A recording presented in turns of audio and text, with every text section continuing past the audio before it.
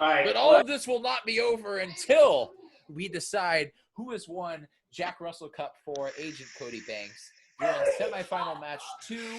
First match, sorry for my pinky, it's weird. First match goes to Michael Schiffer, and he is looking to close it out in the sweeping fashion that he has done everything in the Jack Russell Cup. Michael Schiffer has not yet faced a loss, which is a fascinating stat, and one wonders how long it can continue.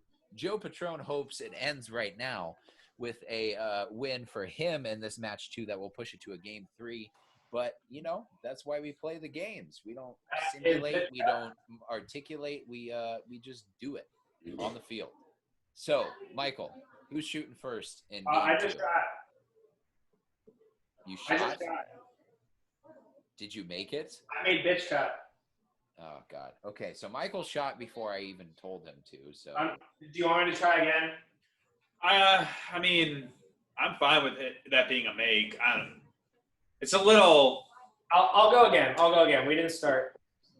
Yeah, go again. I want him to go again. I think it was weird. And the first one misses. Oh, my God. And Michael does not have to expose anything to anybody because, and we can deliberate about that all day long, but it's not a made cup anymore, so.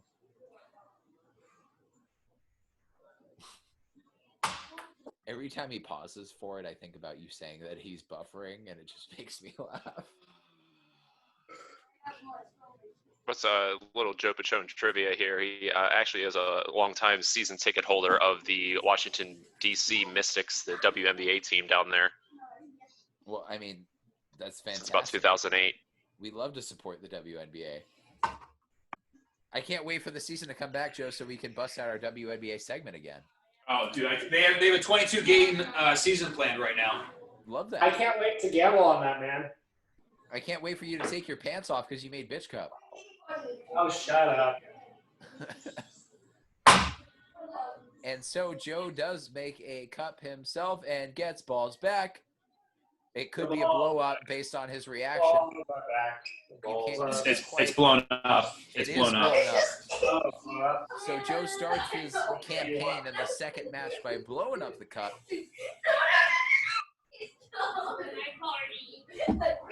The background noise is antagonizing, to say the least. Oh, is that from me? Yeah. Oh, I didn't know if that was getting picked up or not. That's okay. Yeah, I have little to no control over. That's all right. So he blows it up, gets balls back, and he has already winnowed the gap to 7-9. I got it now. Oh!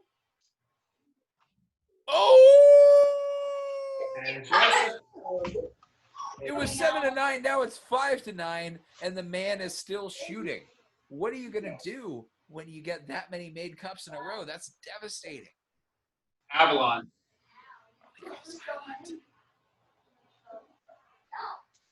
Oh, the incredible streak so nearly continues. I don't think it's not like if I did it behind the back. Right, because you already called Island, even if you made it. Right, so I don't even matter. Yeah. That's the only reason I was shocked. Okay. Whew.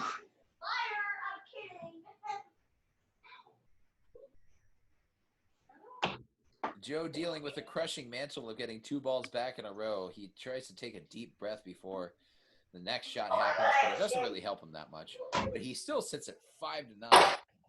Ooh, so close. Michael shoots it where it ain't. Well, he's... No, you hit the floor first, dude. Oh, because table bouncing, right. Yeah. Well, I was going to say, what he's aiming for. You never know.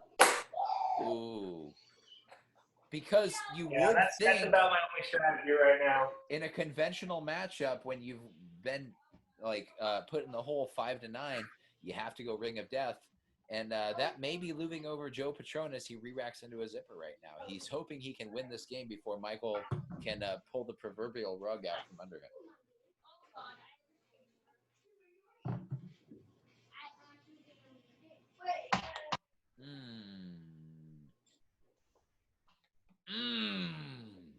That's all right.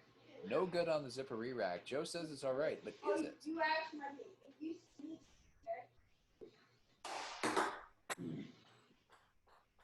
And Michael shoots away. Well, I message my girlfriend and ask if she still likes me because even though I suck at Pong.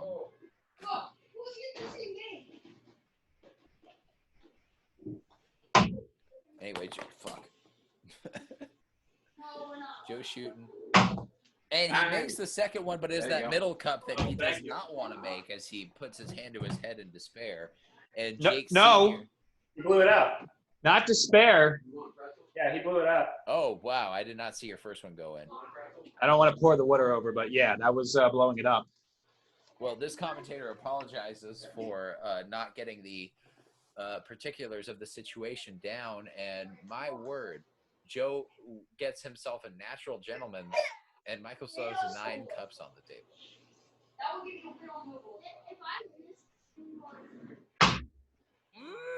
What a shot. That is so spicy. And Joe Patron responds with maybe the most emphatic bounce back that we have ever seen in the Jack Russell Cup.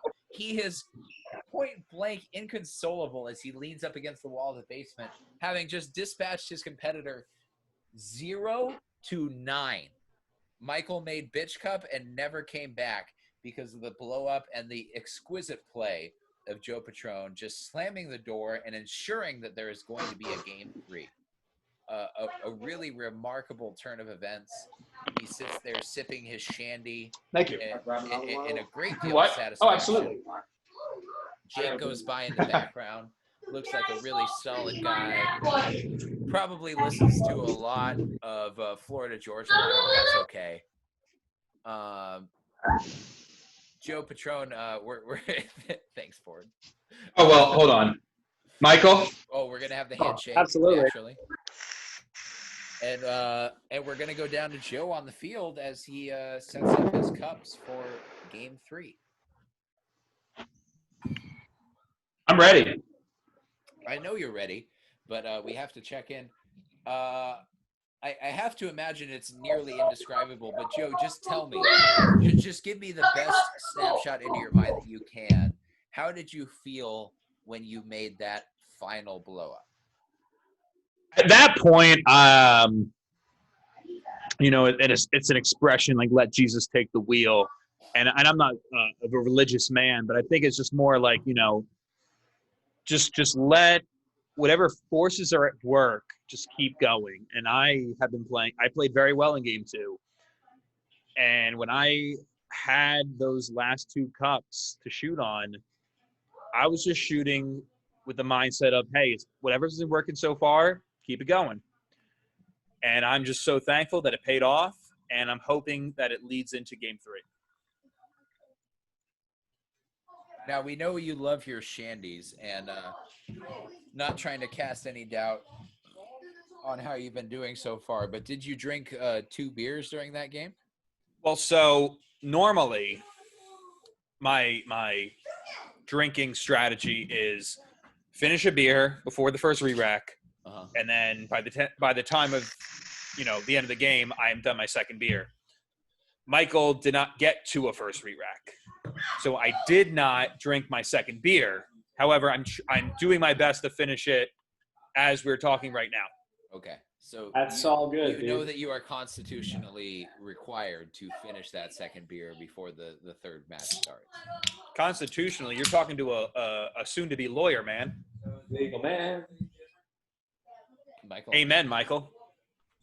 Anyway, Joe, thank you for all your contributions, and best of luck in match 3.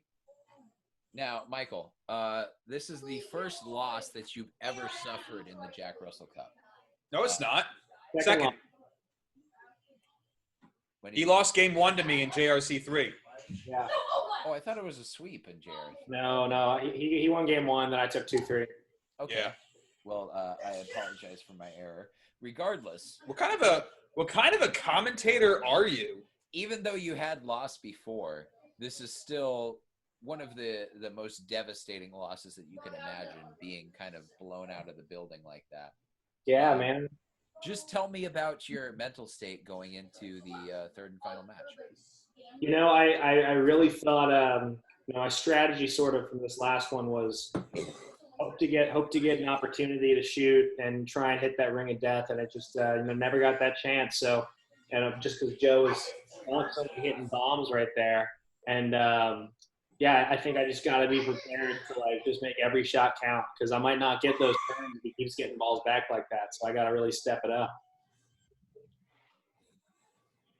Well, that's a fair assessment, and we thank you for providing that kind of insight when you have lost, unlike some people who just say no comment like a dickhead.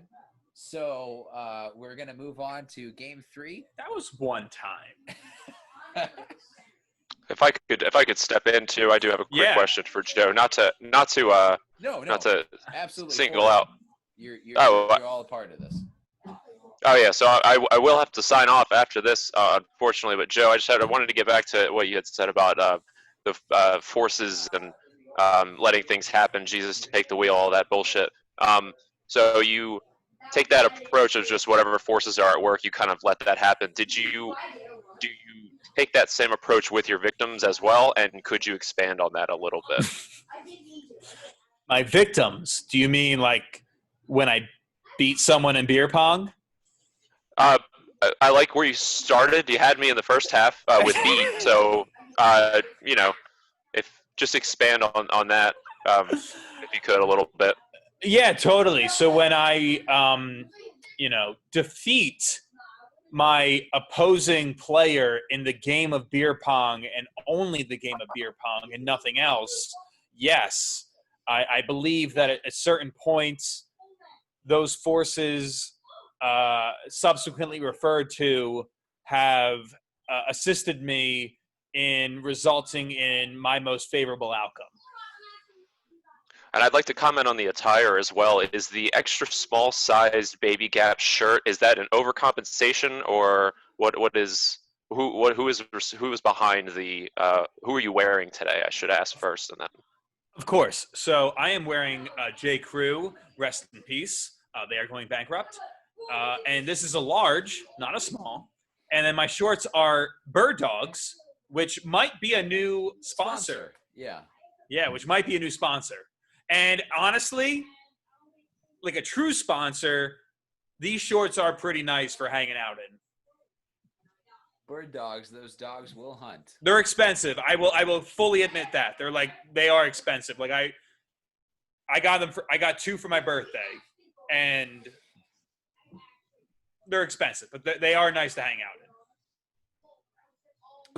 A little bit of inside baseball as well. Joe had messaged me earlier, and I'm curious now that we're discussing sponsorships.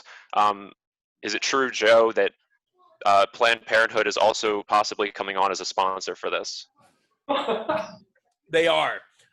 We absolutely are a pro-choice podcast and virtual beer pong tournament. I love that. So, if they would have us, we would welcome them with open arms. Well, hey, Ford, thank you so much for playing. And those arms are like very deformed, obviously, and they're not fully grown yet. Okay, all right. Well, let's Huh? hang on. If this is recorded, you can refer back to when I said victims, and now you'll understand. And Joe just kind of supported that. That was anyway, good. God damn it. No, it's yeah. Anyway, Ford, Yeah. thank you so much. Honestly, genuinely, thank you so much for showing up and playing and making this more of a tournament and having it that good feel and popping in and checking Joe Patron like he needs to be checked. We wish you could stay around for the final championship match, but we know that you have your own obligations. So, floor is yours. Sign off however you like. Just thanks for being here. So shout out to Burger King, home of the Impossible Whopper and Vagisil, and hope to be back in a couple weeks. And fuck you, Joe. That's it. That's all I got. All right. Well, we're almost certainly going to have Ford back, and we're almost hopefully going to have you back, the viewer who's made it to this point, because JRC4 Agent Cody Banks is going to be decided in the most dramatic way possible a Game 3 of a best-of-3 series. Each competitor has one win. Who is going to get that final win that pushes them over the hump? You're going to have to watch the next video to find out. In the meantime, I'm Gabriel Lossler. That's Ford Scott. And Joe Patrone and Michael Schiffer are the combatants that you are so desperate to see. Thank you so much. And Tapache.